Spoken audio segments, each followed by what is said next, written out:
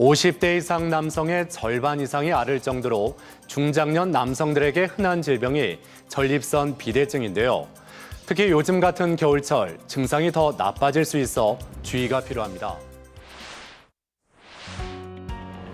우리나라가 고령화됨에 따라 급격히 늘고 있는 질환이 있습니다. 바로 40대 남성의 절반 가까이가 겪고 있다는 전립선 비대증인데요.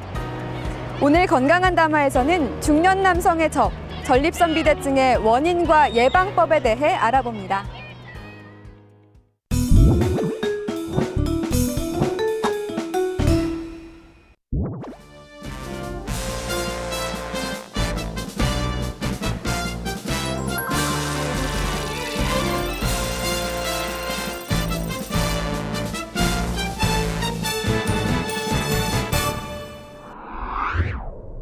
교수님 안녕하세요. 안녕하세요. 중년 남성들에게 흔한 전립선 비대증, 어떤 병인지 궁금한데요. 교수님, 일단 전립선에 대해 설명 좀 부탁드려요. 네, 전립선은 정액의 일부를 만들어내고 저장하는 역할을 하는 남성 생殖기관으로 방광 바로 밑에 위치해 있으며 요도를 감싸고 있습니다. 전립선은 연평균 8% 정도씩 커지는데요. 노화가 진행되면 전립선이 커지며 안에 있는 요도를 압박하여 배뇨장애를 일으키는 것을 전립선 비대증이라 합니다.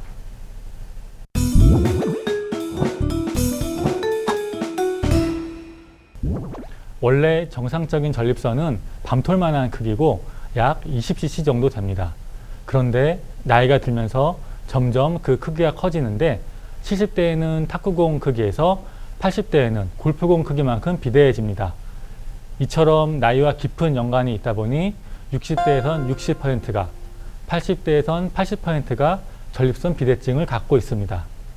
특히 우리나라가 고령화 사회에 접어들면서 전립선 비대증으로 병원을 찾는 이가 2012년 85만 5천 명에서 2017년 119만 5천 명으로 무려 34만여 명이나 증가한 것으로 조사됐습니다.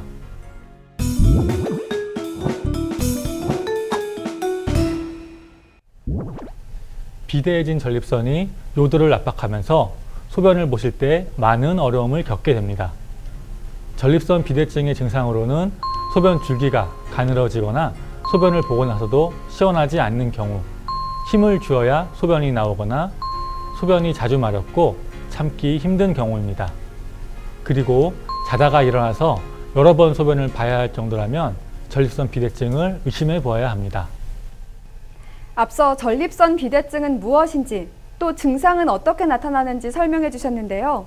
그럼 병원에서 진단은 어떻게 내려지나요?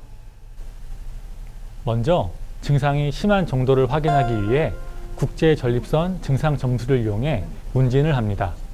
이어 혈액 및 요속도와 전립선 초음파 등 각종 검사를 진행하는데요. 요속도 검사는 소변의 배출 속도를 측정하여 그래프로 표시하는 검사법으로 정상인이 둥근 언덕의 형태를 보이는 반면 전립선 비대증 환자는 거의 일자에 가깝게 그래프가 나타납니다. 전립선 초음파는 전립선의 크기, 전립선에 칼슘이 쌓이는 석회화뿐만 아니라 최근 급증하고 있는 전립선 암 발생 여부도 알아볼 수 있습니다. 전립선 비대증으로 치료가 필요하다고 판명이 되면 먼저 약물 치료를 시행하게 됩니다. 보통은 3에서 6개월 정도 치료를 받으면 증상이 상당히 개선되는데요.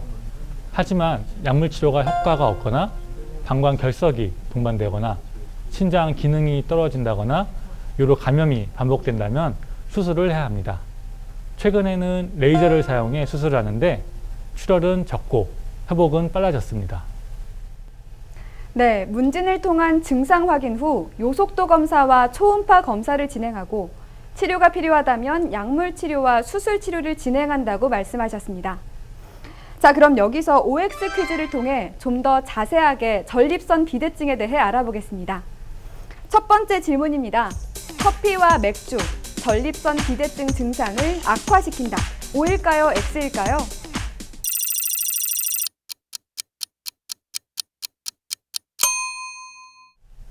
정답은 O입니다.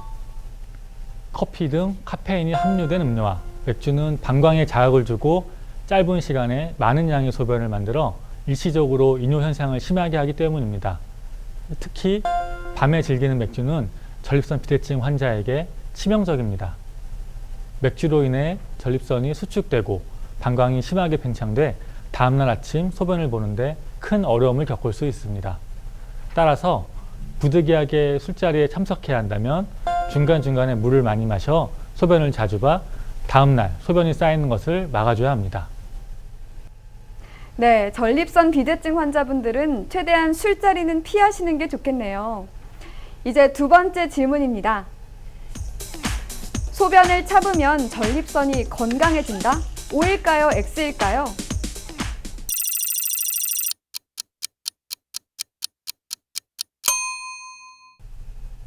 정답은 X입니다. 간혹 소변을 찾는 행동이 전립선을 건강하게 만든다라고 생각하는 분들이 있습니다. 하지만 소변을 오래 참으면 방광과 주변 근육 기능이 약해져 전립선 염과 전립선 비대증 등을 발생시킵니다. 따라서 장시간 앉아서 일해야 하는 직종에 있으신 분들은 일하기 전에 미리 화장실을 다녀오고 일하는 중간중간 하체 스트레칭을 해주면 좋습니다. 마지막 질문입니다. 전립선 비대증, 전립선 암으로 발전한다. O일까요? X일까요?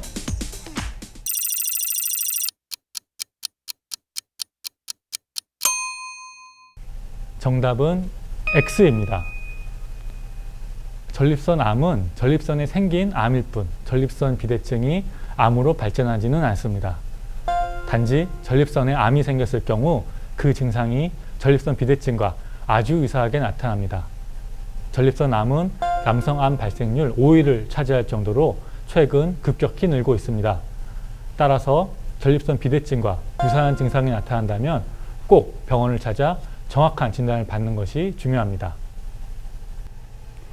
오늘 전립선 비대증에 대한 다양한 정보들을 알아봤는데요. 그런데 여기서 잠깐, 교수님, 전립선 비대증 환자들에게 좋은 꿀팁이 있을까요? 네, 오늘 저는 전립선 건강에 좋은 음식을 소개해 드리려고 합니다. 바로 토마토인데요. 토마토는 전립선 암에 대해 탁월한 방어 기능을 가지고 있는 것으로 밝혀졌습니다. 그리고 생으로 드시는 것보다는 익혀 먹는 것이 영양 흡수에 좋습니다. 이외에 녹차, 콩 등도 전립선 건강에 좋다는 연구 결과가 있으니 토마토와 함께 잘 챙겨 드시면 좋겠습니다. 네, 오늘 꿀팁에 소개된 재료들로 저녁 식탁을 꾸며보는 것도 참 좋겠네요. 교수님, 마지막으로 전립선 비대증에 대해 꼭 하고 싶은 얘기가 있으시다면요?